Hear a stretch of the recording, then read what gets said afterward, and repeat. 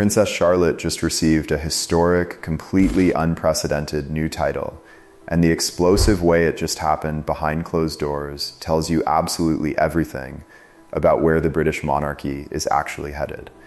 The palace officially confirmed the monumental news only minutes ago, but the public announcement itself almost didn't happen because a powerful faction deep inside the royal household desperately tried to delay the entire thing.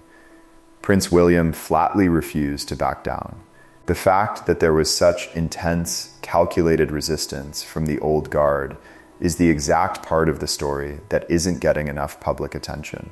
Before we go any deeper into this unfolding palace earthquake, make sure to subscribe to Crown Watch right now. When the official words were finally spoken inside the palace walls, Charlotte did not smile. She sat quietly beside her mother, Catherine, absorbing a complex mix of pride and fear. The palace had formally named her the Royal Guardian of the Crown. This brand new, custom-designed institutional role means she will officially become Prince George's principal royal support system, leading massive charitable duties and legally representing him during national emergencies.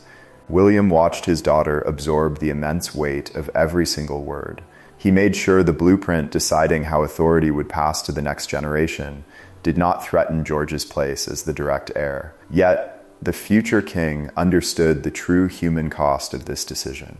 By protecting George from a lifetime of isolation, he had placed a crushing burden on Charlotte that no royal daughter of her generation had ever been asked to carry so openly. A senior palace aide moved the sealed leather folder containing the plan across the polished table. William opened it and read those specific lines twice in total silence. The clause gave Charlotte far more than a simple ceremonial label. It legally allowed her to receive high-level constitutional training, attend selected top-secret intelligence briefings, and step forward as George's official deputy during any future national crisis. Catherine turned toward her husband, intensely searching his expression, because she understood with agonizing clarity why those words mattered.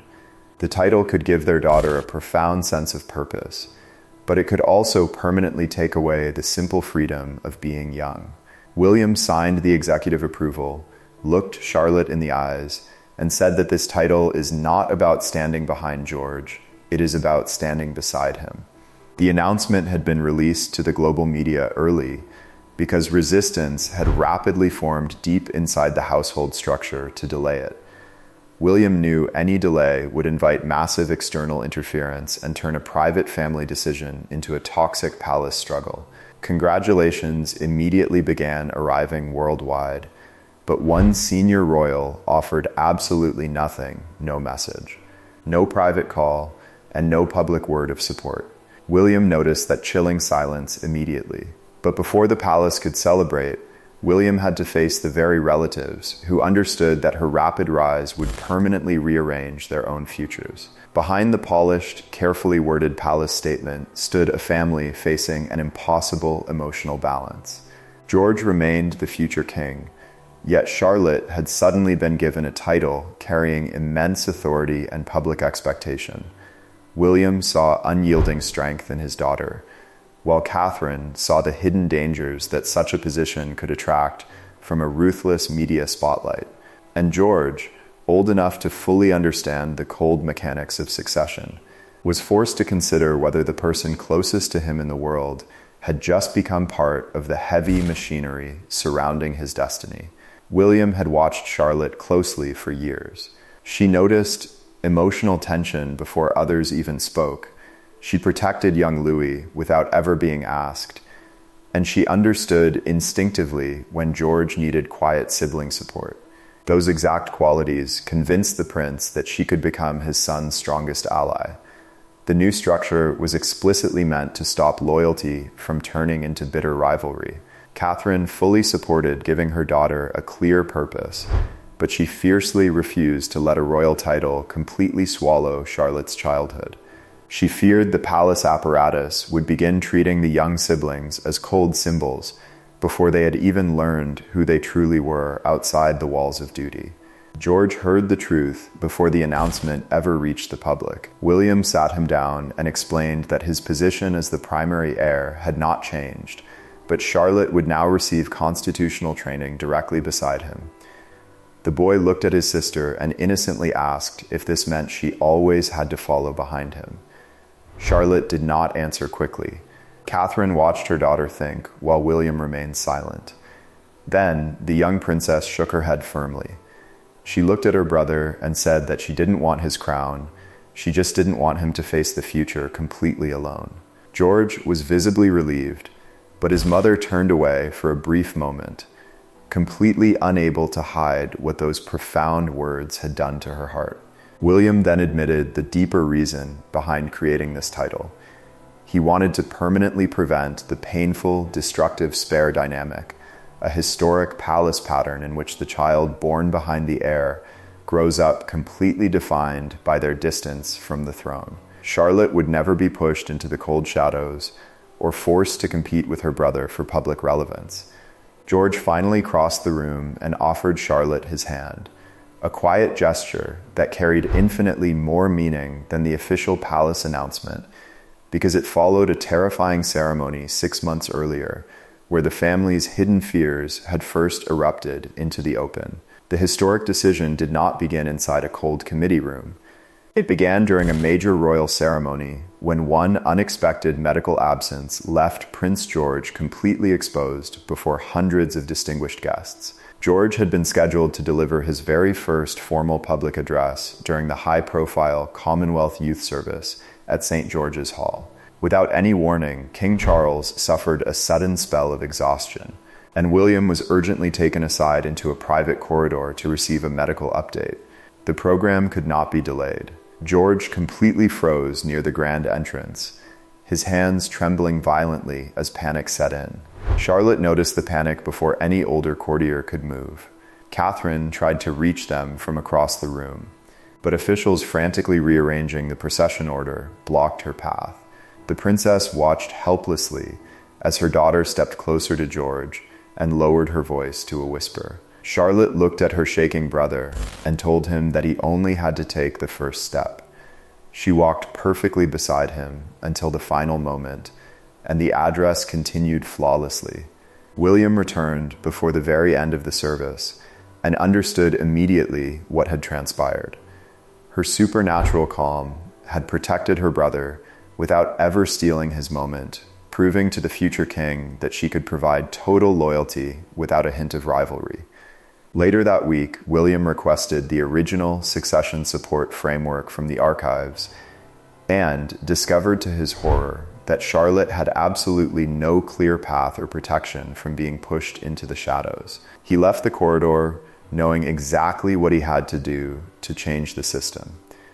But the moment he placed Charlotte's future before the wider family, one massive confrontation threatened to destroy the entire plan. Queen Camilla aggressively challenged its most powerful clause behind closed doors, warning William that Charlotte's new position would create massive constitutional confusion and provoke public comparisons the monarchy was simply not prepared to manage. William did not raise his voice. Instead, he closed the leather folder and made it unalterably clear that his daughter's future was no longer open for negotiation.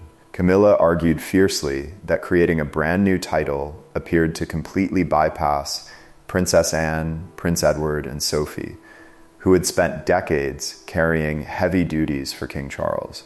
William answered coldly that Charlotte's role was designed specifically for the modern monarchy. George would one day inherit a much smaller, streamlined institution that could simply not afford to leave the primary heir isolated. The tension in the room sharpened like a knife as Camilla suggested that Catherine's personal influence had made the proposal far too emotional, turning a constitutional decision into a mother's desperate attempt to elevate her own daughter. William's expression turned ice cold. He sternly warned Camilla never to reduce Charlotte's natural ability to Catherine's ambition, making it clear that his wife had argued for extreme caution, not power. In her frustration, Camilla revealed that several high-level advisors had already formally asked King Charles to delay the title until George reached full adulthood. William realized in that split second that the resistance had spread like a virus through the palace network. Camilla warned that the title would permanently change the temperature of the entire family. William replied that the family had already changed, and the plan simply admitted the reality. The prince then disclosed a devastating truth.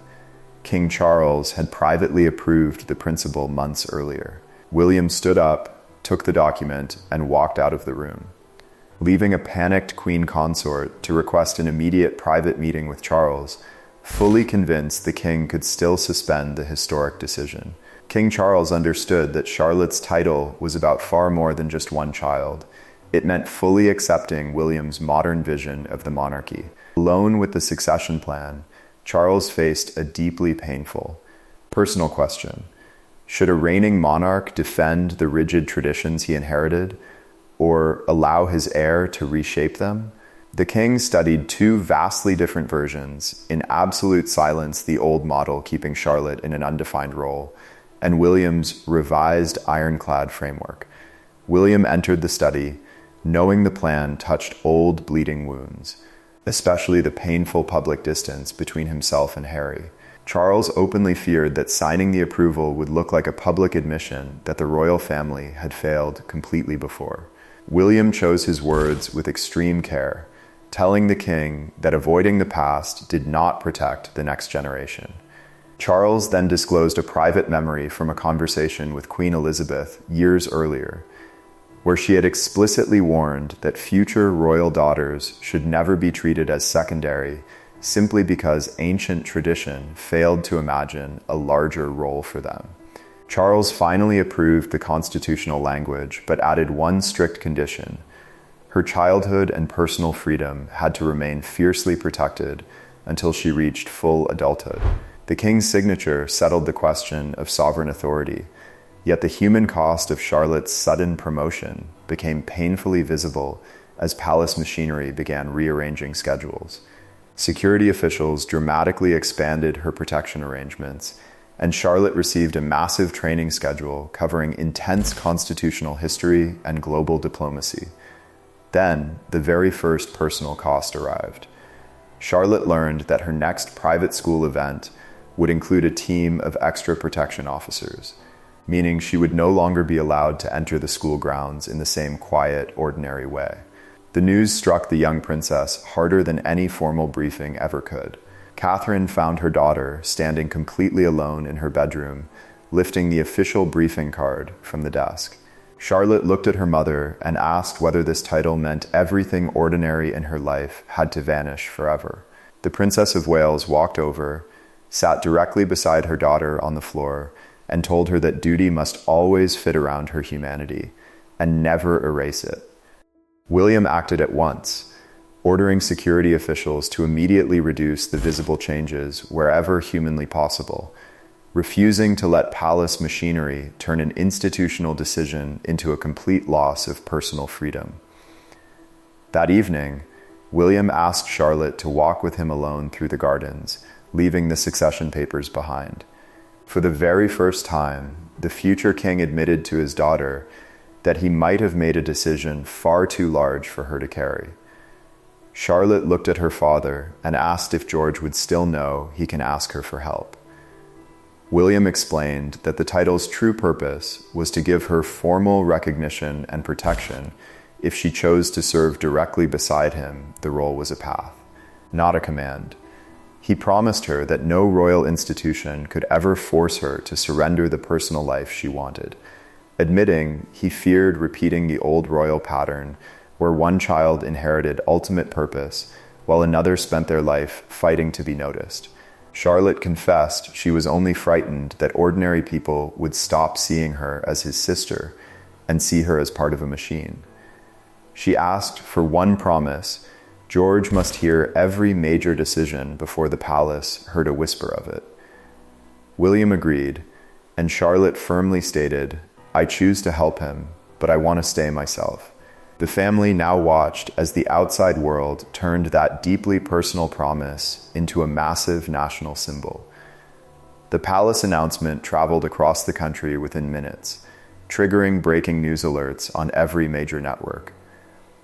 Outside Buckingham Palace, a massive crowd began to gather, and a young girl lifted a handmade sign bearing a simple message: "A sister can be strong, too." Television cameras captured that image instantly, and by the evening, it became the defining symbol of Charlotte's new title. Broadcasters explained that her position would support the future sovereign while leaving George's place as heir completely unchanged.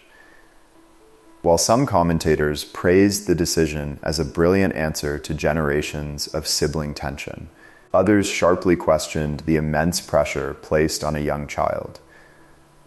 Catherine switched off a television broadcast when a commentator began treating Charlotte like a political tool, reminding her daughter that public opinion could never define the true person carrying the role. A major newspaper published a front page showing George and Charlotte walking side by side beneath the bold headline, "The Heir and His Guardian." George pointed out that the headline had mistakenly placed her behind him in their wording, even though they were walking perfectly level. Charlotte laughed out loud, replying that newspapers don't decide where she stands, instantly loosening the family tension. In the end, Charlotte's historic new title did not change who would wear the physical crown. It changed the entire way that heavy crown would be carried through history. William's plan gave both of his children separate identities, shared trust, and the absolute right to face duty without sacrificing their bond as siblings. After the media chaos died down, the family gathered for a quiet, ordinary meal without any palace advisors or formal speeches. King Charles spoke with unusual softness, telling them that titles only mattered when they described human service honestly. George then reached into his pocket for a small family keepsake with absolutely no constitutional value and gave it to Charlotte, telling her it was a reminder that she had been his sister long before anyone called her his guardian. Charlotte placed the keepsake gently beside her official title card and told George that nothing written by the palace could ever change the promise she had already made to stand with him. William had successfully ended the old bleeding cycle of despair. The palace officially called Charlotte the royal guardian of the crown, but her true significance was much simpler. She was the sister George trusted completely, the daughter William believed in, and the next crown would not be carried by one child standing entirely alone, but by a family that had finally learned how to stand together.